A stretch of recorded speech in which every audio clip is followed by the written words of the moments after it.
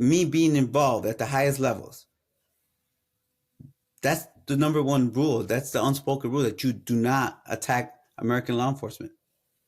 They know what that means. It's bad for business. The opinions of the guests and host are their own and do not represent the opinions of Ironclad, the Border Patrol, or the Department of Homeland Security.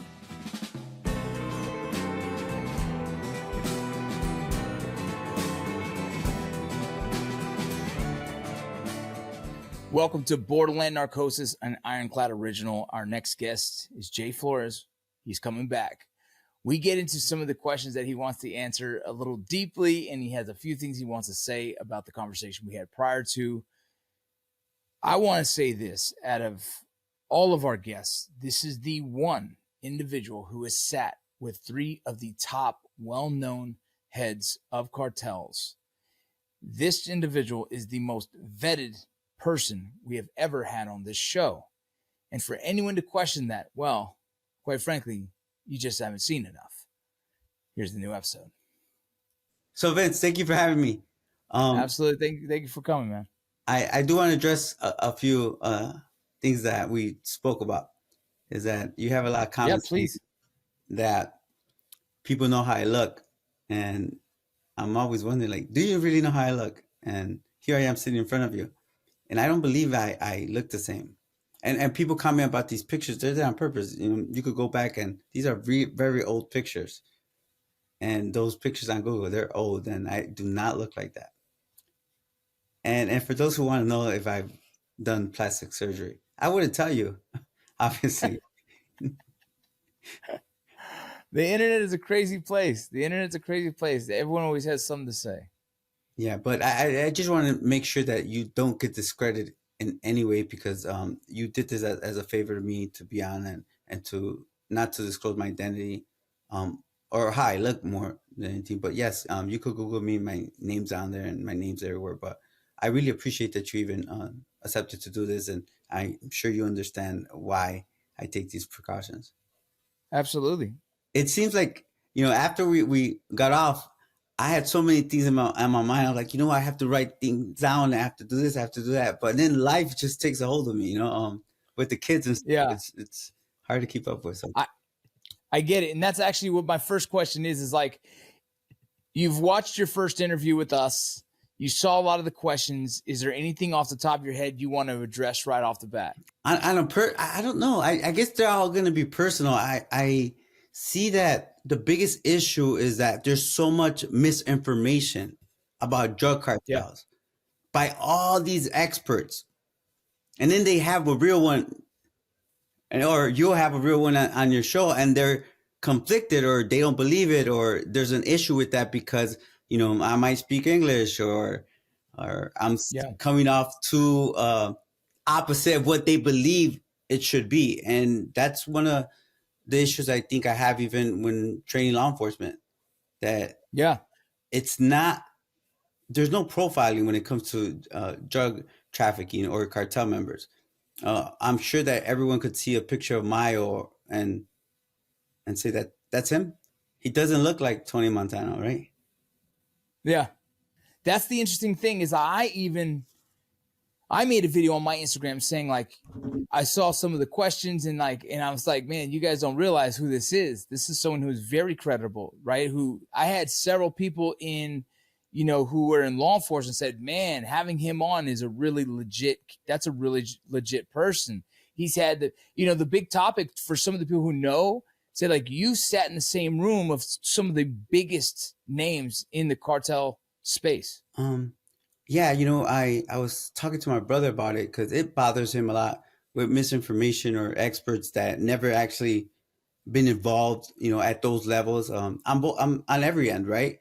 And I always tell him, well, I think that's our fault because we were probably the only English-speaking individuals from an era of these dinosaur of drug lords, right? That were actually there and were involved and were, trafficking at that major level. And we never set out to do interviews until now. And I think it kind of opened the door for all these, people have all these stories and they're glorifying the life or giving misinformation. And this is why I'm actually here. And I think this is a great platform, especially with, I know that a lot of your viewerships is law enforcement and that type of background. It's a different kind of uh, listeners that I believe need to hear what's really going on and how it actually works.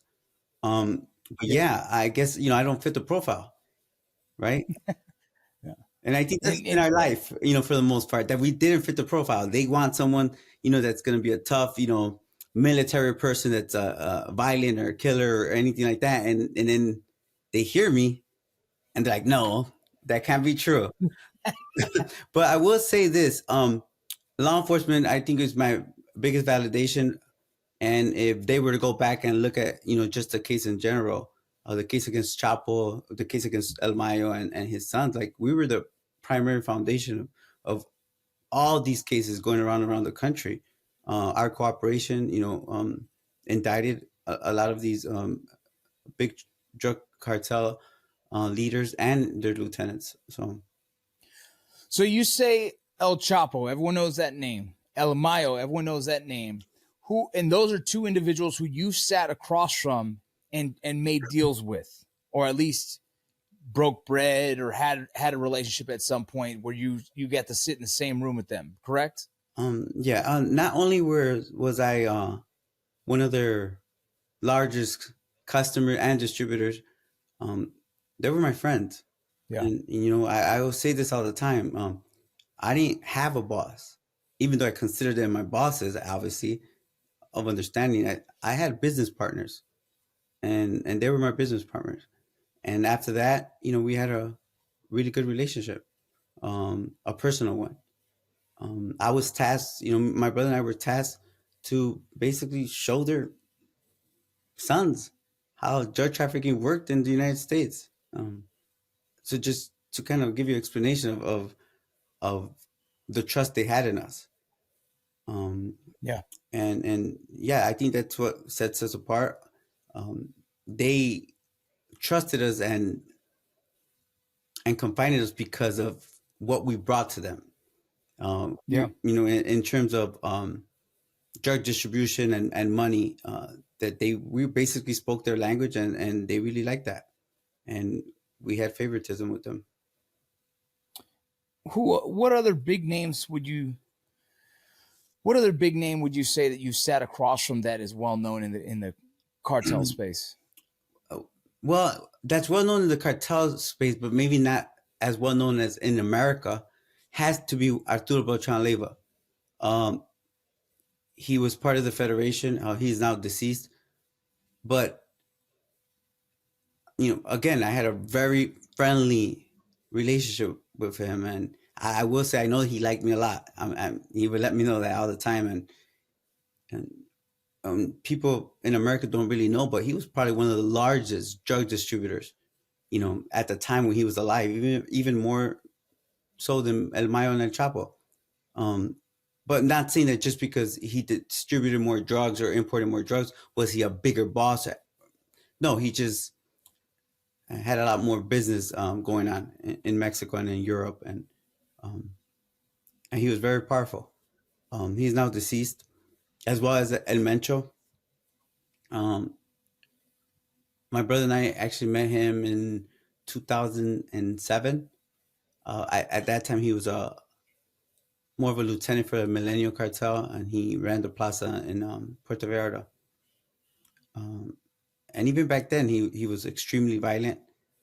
Um, just to give you a profile of what I believed, even back then, he wasn't a person I liked to do business with. As a matter of fact, I would rather had not. There was many times if I did him a favor, I did it just because I had to. But most of the time, I just refused to do business with him because he wasn't a business oriented type of person. He was violent. He was more of the face of the cartel. Because to me, the real bosses or the brains were Los Queenies, which was his brother-in-laws. His brother-in-laws were major distributors, and they were more on the financial side. I feel like they were the the backing, the financial backing to his operations.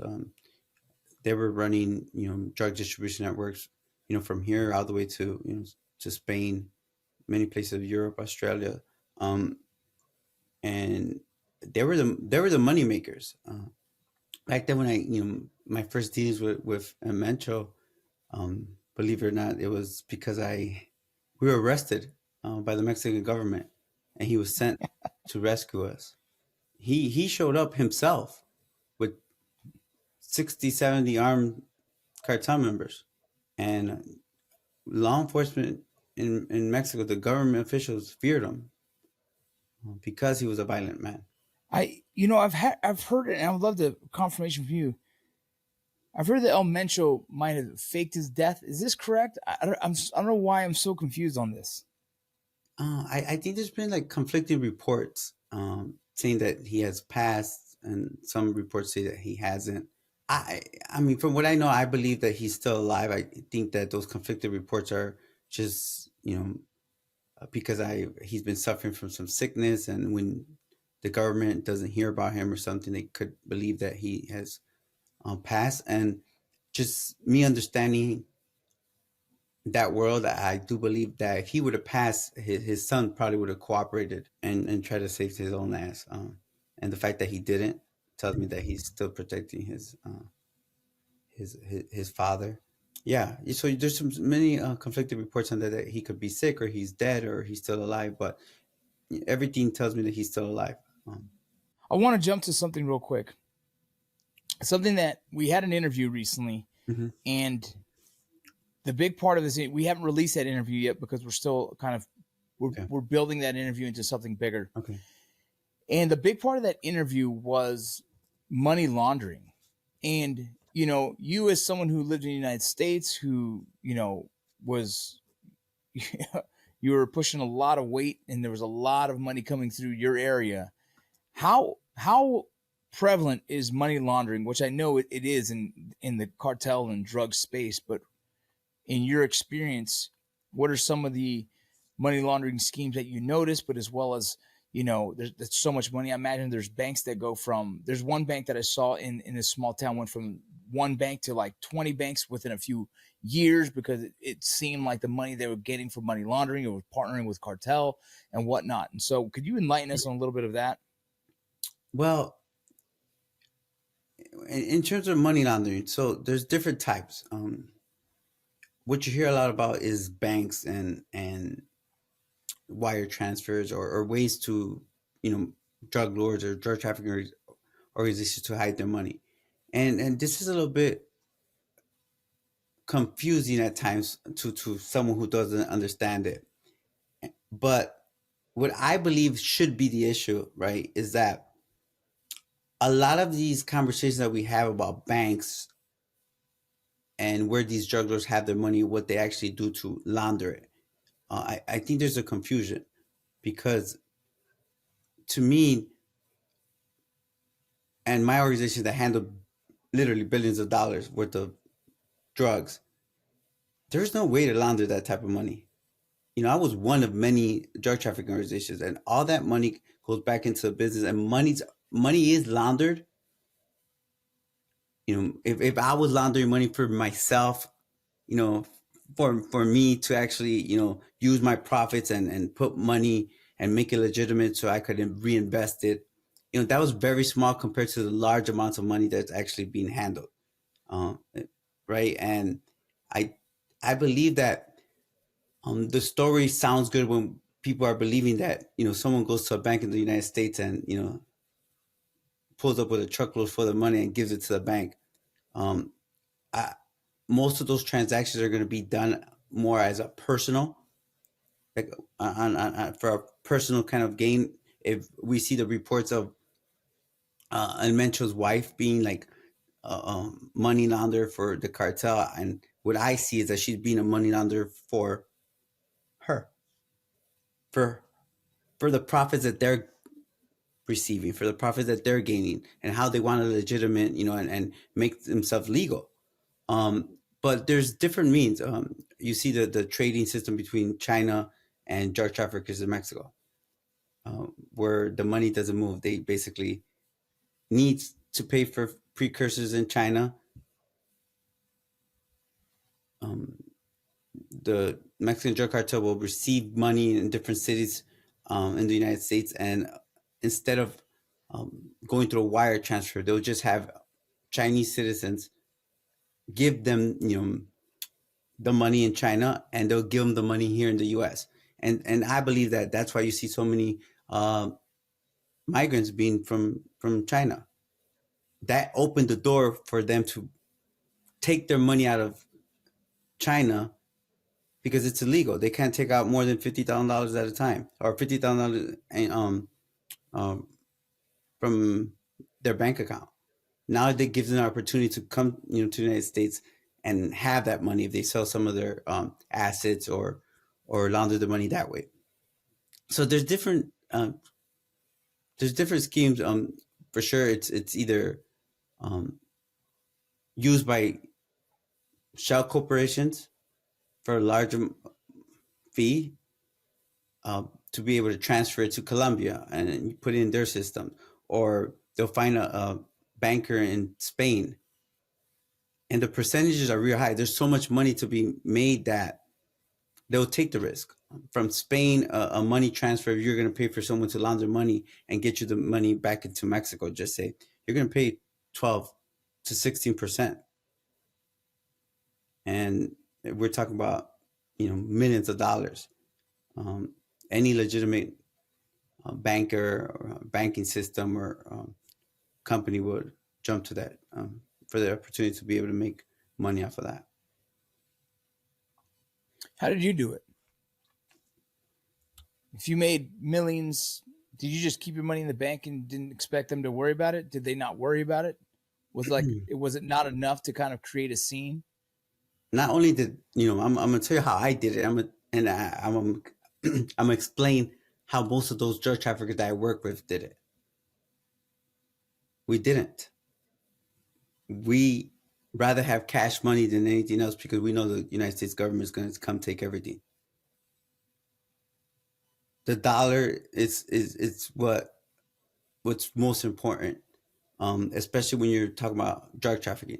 When you're working at that level, you basically need every dollar to be responsible for the amount of drugs that you're moving.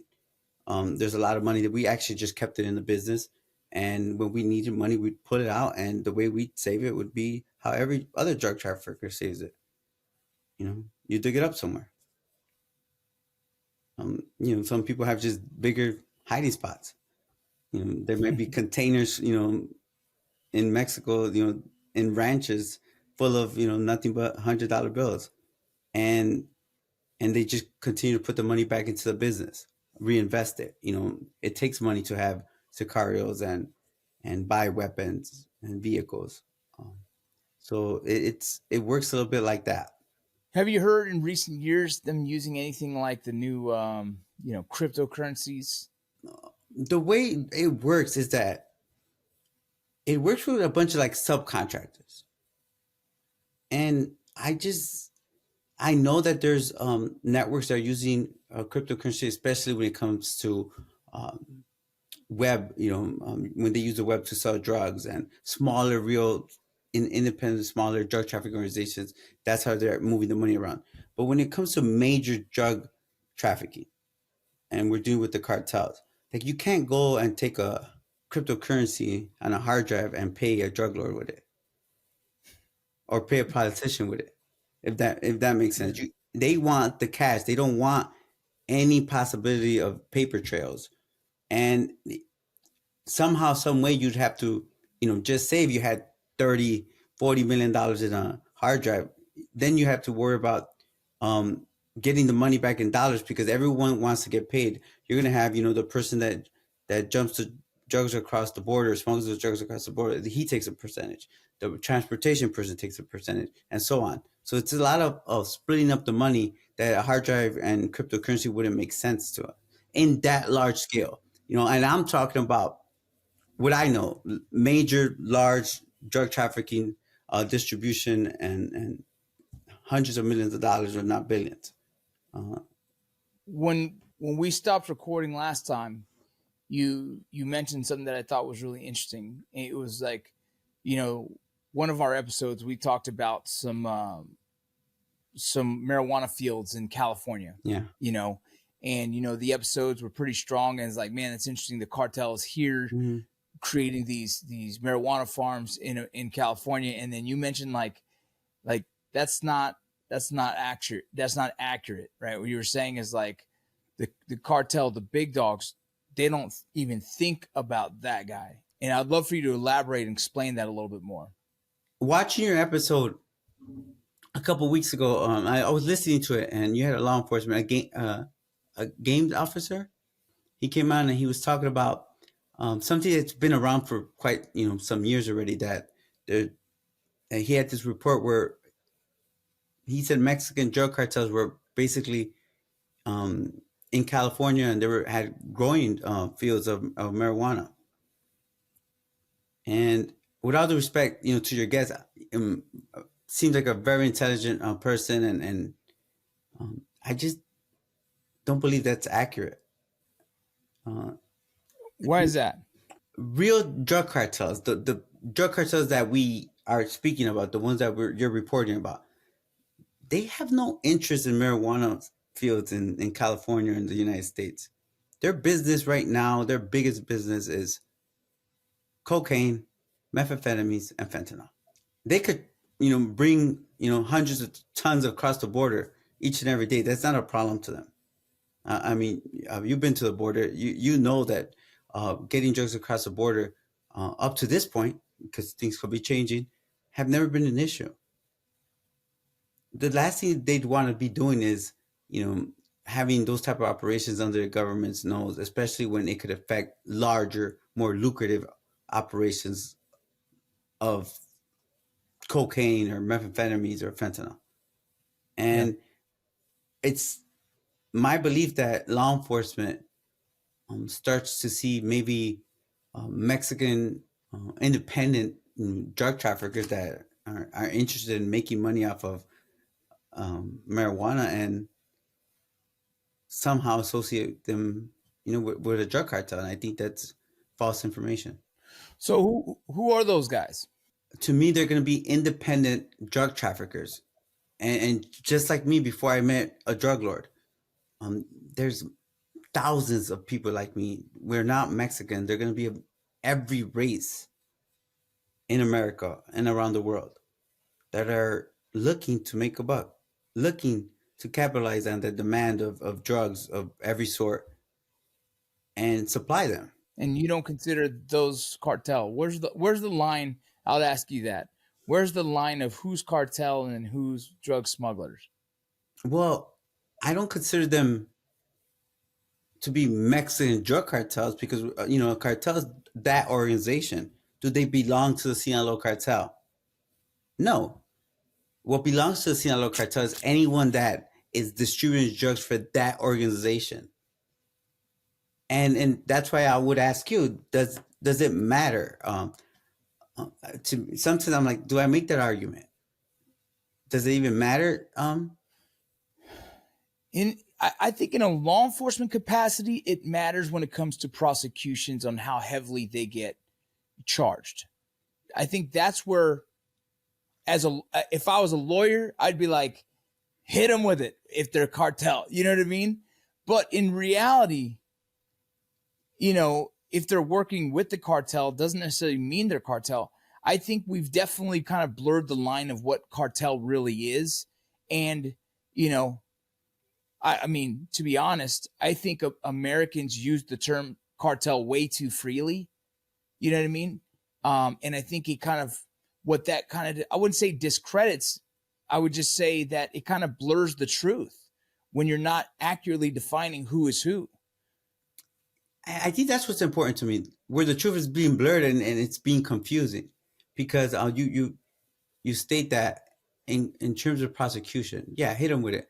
But in my involvement in drug trafficking since I was a kid, and all the prosecutions I've ever seen, there hasn't been a law that charges you with being part of a cartel. It's just, it would say something, and I don't think anyone's ever been prosecuted as of yet other than the leaders of, for running a CCE.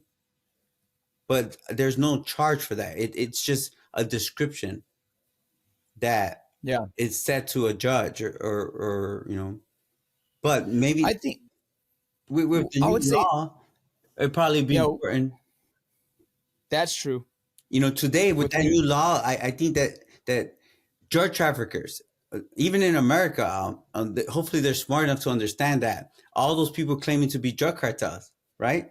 That they say all the time, I work for the cartel. If they're going to keep the same energy with these new FTO, right? Designation and charges. Yeah, that's true. Because I think of something that it's funny from a law enforcement position. I think the one thing that we could agree on, as in me and maybe the cartel, is that somebody who's just selling drugs wants to claim it. I would say, no, bro, I know the real side of it, and you're just a punk dealer. You know what I mean? In my head, as a law enforcement officer, I'd be like, I don't want to give that guy that kind of credit because he's full of shit. He's just a dealer. And then on the flip side, I imagine the cartel would be the same, saying like, yeah, he's nothing but a dealer. You know what I mean? So there's a similarity in thought process. Like, I don't want to give that guy that kind of credit because he ain't that big. Okay. And that it's going to, let me just take that scenario. A few months ago and a few weeks ago, you've been hearing these memos or conversations saying that Mexican drug cartels have been given a green light to attack Border Patrol. Correct. They play a video of someone shooting. I didn't see the shooting, but they play the video of these drug cartel members. And I look at the video, I'm like, they're human trafficking. That's odd because drug cartel members are usually trafficking drugs, and in this instance, they have they're human traffickers, and they have guns. And I said to myself, to me, they could just be how about some just criminals trying to make a buck, or who knows what they're doing? Because I will tell you this, me being involved at the highest levels, that's the number one rule. That's the unspoken rule, that you do not attack American law enforcement. They know what that means. It's bad for business. But now are we going to take any little criminal, anyone at the border who commits a crime, is he a cartel member? Does he basically represent that? A couple of weeks ago, I see a report where someone goes to the border and asks someone in the street somewhere in Tijuana, what do they feel about, the invasion of American, military. And you have some young punk kid in Tijuana talking about, oh, we're ready for him. And they name him a cartel member. And from my understanding, one of those individuals has gone missing. Really? Now, just think about that. You have someone representing a cartel or responding for a cartel, and the real people that are probably shitting on themselves somewhere, trying to hide, saying that's the last thing we need, because the reality is that they know they don't stand a chance. They'll fight maybe, but they don't stand a chance. It's not going to be one group trying to fight. It's going to be a bunch of people trying to survive. And maybe it doesn't matter to law enforcement. Maybe it's not going to matter to general public until it starts affecting them. And my point being, some of the stuff that are being put into place, I think that could really, really affect or impact drug trafficking. If it was for me, I would tell you, look, we could make this simple. We could just stop 60-70% of every semi going south to Mexico, x-ray it. Let's start taking the money, let's taking the weapons, and let's just really make a difference.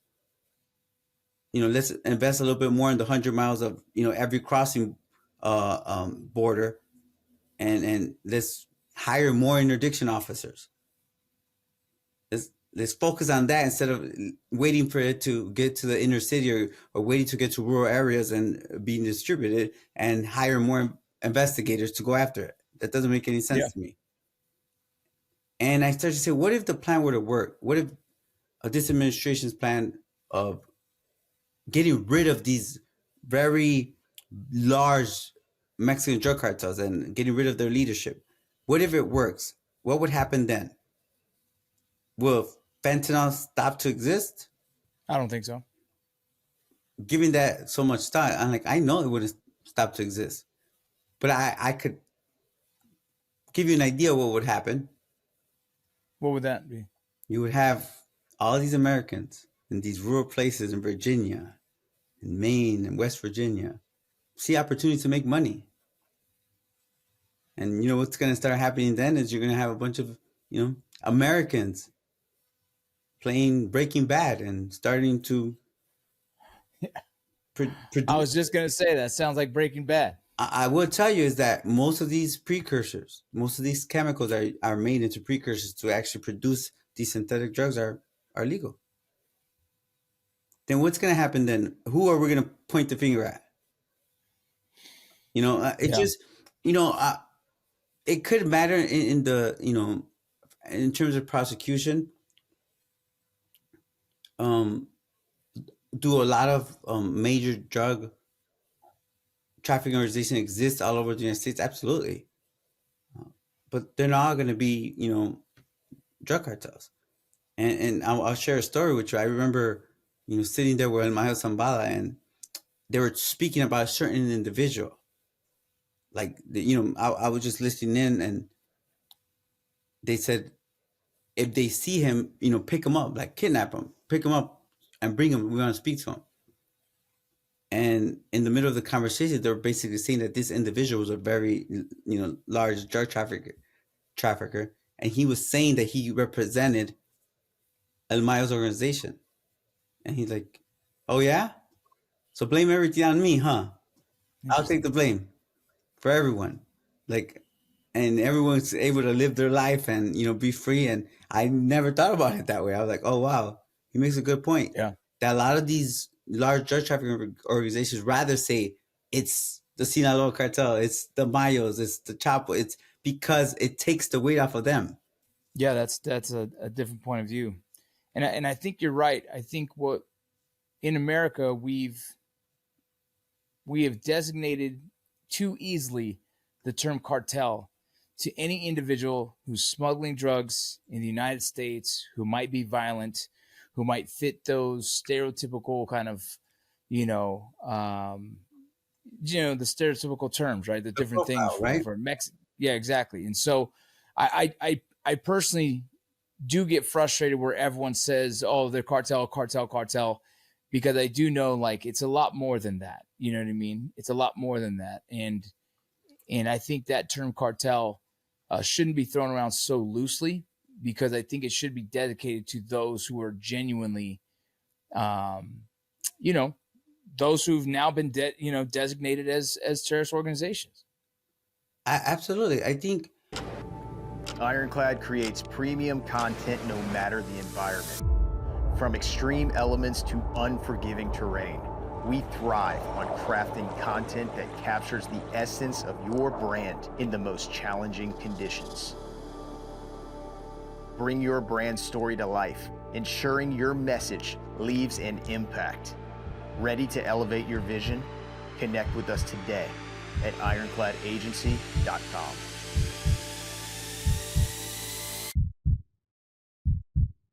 The biggest argument is always about, and I've seen it as of lately, is, why does the United States worry about the demand and, or something like that? But let's not take it away that these drug cartels are very violent, dangerous drug cartels. They have money.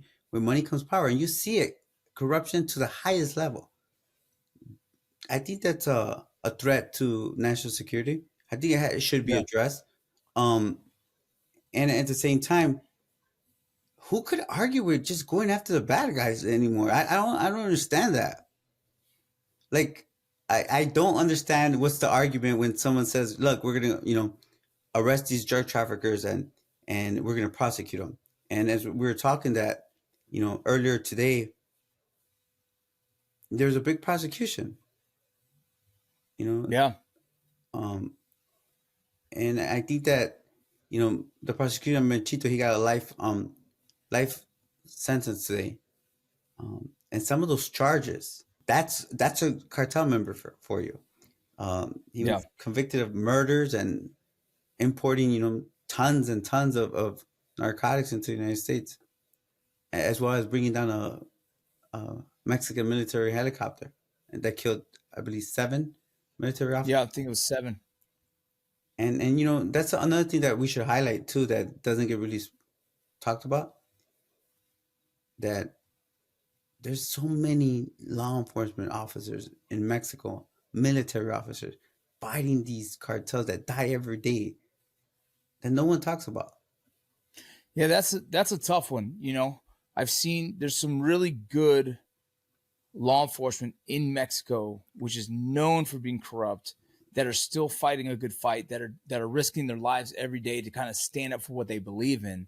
And they get no credit. They get no love. They get no attention. And just like you said, that helicopter with those 7 who were killed, they were in efforts of trying to stop drug smuggling, corruption. Yeah. It happens. Sadly, it happens every day. There's military officers losing their life every day. Law enforcement officers fighting the fight in Mexico every day. And what's sad is that they go fight the fight, and their own government sometimes is helping fight against them. Yeah. It's just someone basically, just, it's okay, right? It's collateral damage to them, and that's sad. But yeah, I think it's on both sides. There's many things that could be addressed on both sides, and I think it's important, when I come on, just to kind of highlight that even in us talking about some of the stuff that goes on, I think that it's very underestimated. Mm-hmm. It's way bigger than what Americans think, or what. What do you mean by that? The amount of money, the amount of drugs coming in, and how organized it is, I think it's underestimated by a lot. Just getting, me being involved, I would tell you, like, if people go and Google me or search me up or something like that, you'd be like, oh, you're a really big drug trafficker, and you're sitting at the table with all the biggest drug lords. And I wasn't the only one. I was probably the only American one. Yeah. But there was many, in the dozens, that were, working at a very high level. Well, there's one thing that keeps coming to my mind. I have another question after that, but in recent years, a lot of the cartel has been. Or maybe you can clarify this. Is it not the cartel who's involved in human smuggling, or is it the cartel that's involved, or is that a completely different kind of chapter of thing that's happening in Mexico now? Okay, well, I'll say from my experience, I never met a human smuggler. And when you say that, drug cartels Right. are drugs. And to me, a human trafficking organization, it's that. And the way they work at the border, they pay a plaza boss that probably works for the cartel, that they're representing the cartel, the permission to be there. They pay them a tax to run their operation. And the Mexican drug cartels have basically the ability to turn it on and turn it off. And every time I see this, especially a couple of years ago, when you see the migrant problem and everything that was going on, and I would say, I wish I could tell the government they really wanted to stop it. It was just to call call the drug cartels and be like, hey, put a stop to that. Because they decide who runs those operations. No one else. And maybe they chose not to make the call, to be honest. Maybe they didn't. Well, and you see, okay, now I'm getting a little political, because I do believe that a lot of the issues that we're looking at in the United States in terms of migration, they came to the port of entry. But it doesn't take away that they're very sophisticated human smuggling operations, that they do it for the money. That's job is to bring immigrants from all over the world and, get them to America. Now, I remember when I was around, because of the September 11th attacks, and for those years moving forward, they had rules that said that they couldn't bring any Middle Eastern person. They didn't want to hear about them smuggling a Middle Eastern person across the border, because they understood they didn't want no part of that. I do believe that those, when they set those rules or give orders, I do believe that they're followed. But I do think that it's two different organizations. It's two very different operations when in terms of drugs and human smuggling. Yeah, it's interesting. I don't know. I know from my own experience, I'll say that we've been taught to believe that it is the cartel involved in this as a commodity. I know that the cartel is involved. Well, what I've been told, and you can correct me if I'm wrong, that certain cartels are now will own things like avocados, the avocado plants, or harvesting that, almost trying to go legit, but also changing in commodities. If we slow down marijuana, or marijuana gets legalized, it's less fruitful for them. So then boom, there's other things. As the last administration kind of opened up the gates to illegal immigration, well, then it's like, well, let's shift to that commodity to make more money. I don't know if that's true or not. That's kind of what the message has been told. Well, I think that could happen, but I always look at it even from like a corporate level, because you hear it all the time. Like we switch to electric, all those oil and jobs people are going to lose their jobs that way. And the way I look at it is like, well, what about the jobs you're going to gain making batteries, or what about the jobs you're going to make making something else that's beneficial to another industry. Now, I just don't think that there's enough money for drug cartels. I seen a senator from Montana say that human smuggling was the number one most profitable business for Mexican drug cartels. That's what's being said. Yeah. Really? Really? Like most of the people that are getting smuggled across the border, like, they're very poor. 98% of those immigrants that are coming to America are very poor. They can't afford it. And then this is why maybe I'm worried about the government really think that. Do you really think that we're smuggling more people and more humans than drugs? I don't want to answer by looking stupid, but like, I'm going to tell you, boots on the ground right now, what we see coming across, from what I've been told, the numbers are currently closer to $15,000 per person. Right. Mm-hmm. And so, I mean, that's pretty good money. And the drug side of it, as just, you get your ones and twosies, you get your stuff at the ports of entry, you get your stuff randomly across the border. I mean, I'm not a dumb man. I imagine there's a lot better ways that they're transporting drugs that we just have not caught on to, and whether it be tunnels that we haven't identified and whatnot. But man, I have been led to believe, and like I said, correct me if I'm wrong, I've been led to believe that human smuggling is very prevalent in making a lot of their money. Well, everything I know about drug trafficking will tell me that you and whoever thinks that are completely or completely just don't understand the magnitude of drug trafficking, like I said earlier. And that's fair. That's absolutely fair. Because just I'm a numbers guy. Do you think there's 10 million immigrants crossing the border each and every year? No, not every year. I think in the past 4 years, the rough estimate number was somewhere around 15 to 20, somewhere around there. In 4 years is what the rough number was. So yearly, you want to say that you think yearly that 3 million, 5 million immigrants? I mean, I could just throw a rough number. I think it's a lot. 5 million immigrants is a lot. But okay. Yeah, that's a lot. 5 million immigrants is a lot, okay? Because I hear numbers saying that they believe that there's anywhere between 12 and 13 million Mexican, right, national immigrants in the U.S. Illegals. 12 to 13 million. And we're talking about over the last 40 years or something. Oof. Yeah, I don't know whatever the numbers are. I just try to give it an estimation. Maybe I'm wrong, and maybe I'm going to be the one looking stupid. So let's just try it out, right? If we see there's 5 million, right? and we're gonna average it out at a high number of 15,000 because government always law enforcement is gonna inflate everything. No, right? Fair. If it's Fair, 15,000, yeah. I'm thinking, okay, it's 7. But okay. Then we're talking about what? So yeah, 75 billion. For For 5 million immigrants in a 1 year. year, in 1 year times $15,000 for each one. Right? That's still high numbers, but again, if we look at the reality of drug trafficking, How fast would it take for you to create 15 billion or 75 billion? to make? To sell enough to make 75 billion as a drug in the drug space. Oh, it's probably going to take a lot. Yeah.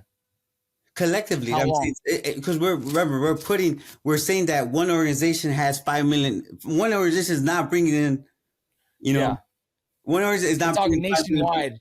We're just talking about like worldwide, and I think that those numbers are overstated. So if you were to tell me, well, let's put all the drugs combined in every organization, every independent, and every person, that would tell you a couple of weeks, probably. I don't know. You get. Yeah, I think you're right. You know what I mean? Just because it's hard like we're talking about for 5 million, 5 million people coming in. We're looking at 500,000 immigrants a month. That's a lot. I don't know. That sounds like a lot. That's what I'm saying. That's a lot, but 500,000 immigrants a month, and each of them paying $15,000. Yeah, no. What was told to me is recently the numbers went up because of the Trump administration. Before it was somewhere around 5 to 7, I think it was. Yeah.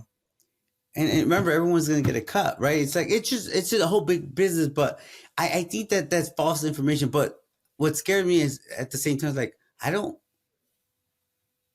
maybe it's still wrong, right? It still doesn't mean that it's not legal. It's still, I think it's still important for to be addressed. Yeah, it doesn't make it any more. It's not appropriate at all. But now I'm thinking about what's going to happen if they do a good job. You know how the prices are going up for 15,000. What happens when all those human traffickers can't make any more money?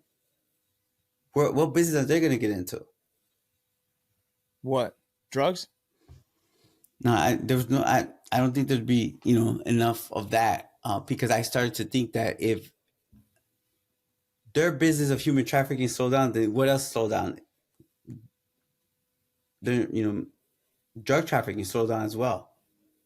And I started to just analyze like what would happen, what would they do? And I do believe that if they were to crack down on the cartels and crack down on drug trafficking, that you would start seeing a lot of organizations going into kidnappings, ransoms, and a lot more of extortions to legal, legitimate business because they have to find another way to, make money. Crazy. Just to give you something to process. I believe that from when I was around to today, I think that cocaine consumption in North America has increased anywhere from 40 to 60%. And right, 40 to 60% has became a party drug. People want to use it a little bit more, and Canada being top 5 market in North America now. So just to give you an explanation, I mentioned to you earlier that I wasn't the only drug trafficker. Right. And if I could move anywhere between 2,500 kilos to 3,000 kilos a month, and this was just one organization of many. So we'll say, we'll be nice. We'll say 10 tons. And 10 tons, your average going price right now, just say we'll give it a cheap price. We'll calculate it. We'll say what? It's $18,000. Right? Okay. This is how I would do math. It's $180 million.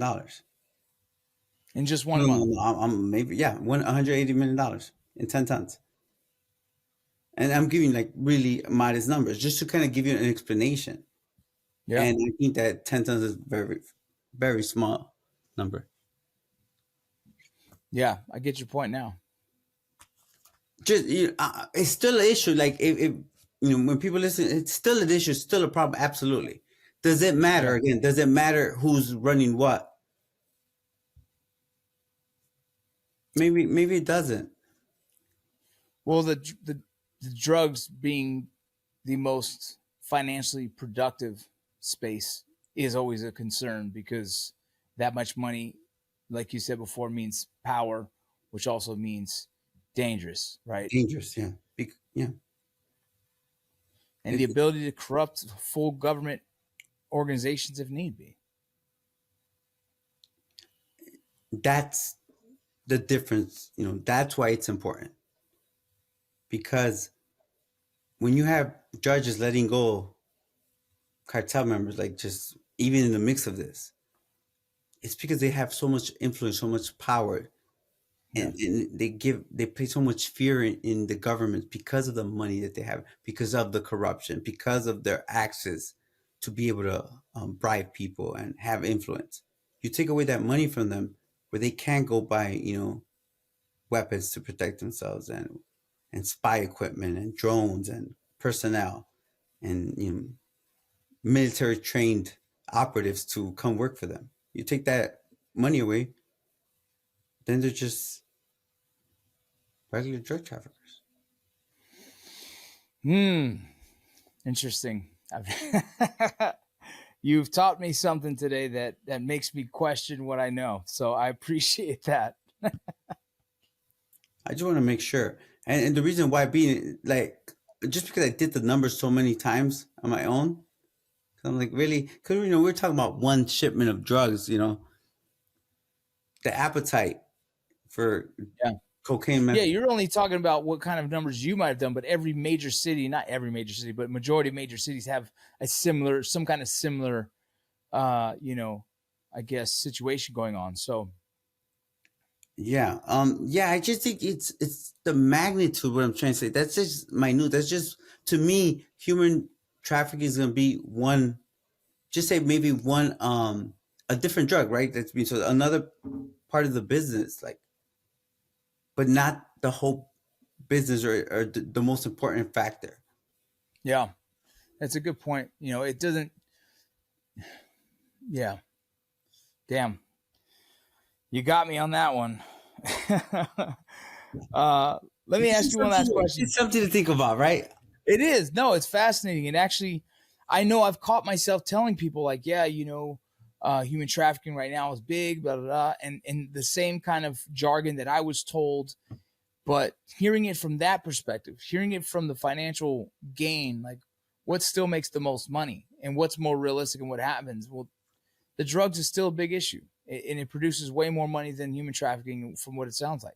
What is like your viewers like biggest fear? Like, what is their biggest fear? Like, what is it that they're worried about? Yeah, I think, a lot of my viewers, the fentanyl issue is scary. Kids are dying from fentanyl by accidental use. A friend gives them a pill, it's laced with fentanyl. Just a lot of people who follow us have had a history of family members that are addicted to fentanyl or other drugs. That's another one. Then the other side of our listeners, law enforcement, or those who are just fearful of, the cartel being close to home, the threat of potential dangers, kidnappings.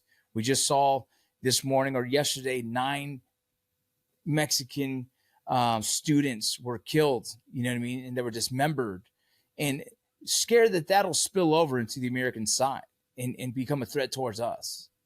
You know what? I know we said we were done, and I wanted to address. No, you're good. I wanted to address that. I think it's good to have that fear. It's good to address it. But I shared this in all of my seminars. I have a picture of a real cartel member in Mexico. He has a whole uniform on. And I always ask, like, when was the last time, how many of these guys have you arrested? When was the last time you guys arrested one of these guys? And they all laugh. And my whole explanation about that is from my understanding, from everything that I know, me being involved in drug trafficking, me being involved with Mexican drug cartels, they said you should fear more a gang member or someone that does, is holding on to a gram of crystal meth when you pull them over than someone who has any type of ties to a drug cartel. If the person has 1,000 kilos of cocaine or, a million pills of fentanyl, fear more the gang member, the United States gang member with the small amount of drugs. Be more fearful of them than who we consider to be drug cartel members, because that happens in Mexico. In Mexico, it's a free for all, and I really believe that some of these laws and some of the steps that this administration is taking is going to benefit Mexico a lot. It's going to benefit the people. But all the crime that we have in the United States, it's not done by Mexican drug cartels. It's done by American gangs, American drug traffickers, American criminals. And to me, being Mexican, and the sad part, like, I was a drug trafficker as well, but I understand that it's important to be fearful. I understand that we have to put pressure to make sure that doesn't happen. But I think that a lot of it's just false information. Yeah. And it's good for it to be addressed, but I would worry more about the smaller drug trafficker and on a corner, or driving down any rural area across the country. Thank you for listening to Borderland Narcosis, an Ironclad original. Don't forget to tell your friends, and any comments you have to say about the show, let us know. We love to read them.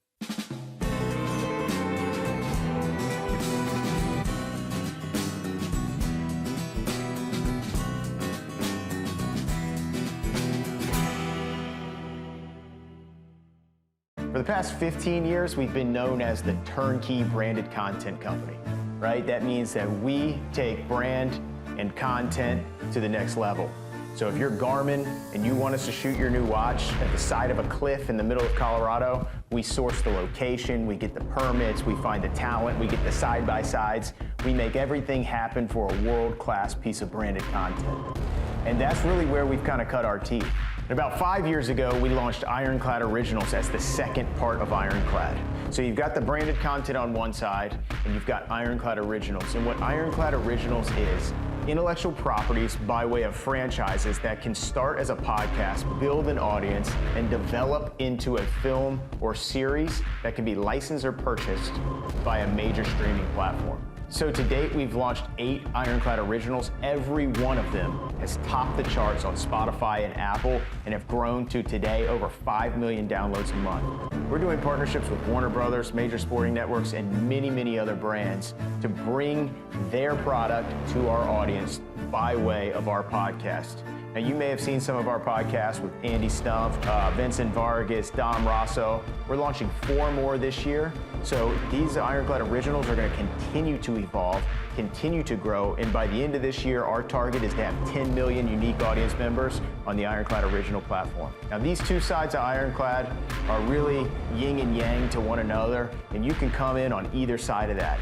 One note is, the branded content and the original content has come together for one more unique offering called a brand podcast. We've taken all of our expertise on the Ironclad Original side, mixed with the service-based business of the branded content, and now we're providing branded podcasts. That's a turnkey podcast that we can launch from zero to full scale within 60 days. And we'll do 52 weeks of unique content where we build the studio, build the brand, book the guest, edit the shows, post the shows, engineer the shows, take everything that makes an Ironclad Original unique, apply it to a brand, and build owned content for our brand partners that can take a brand to a whole nother level.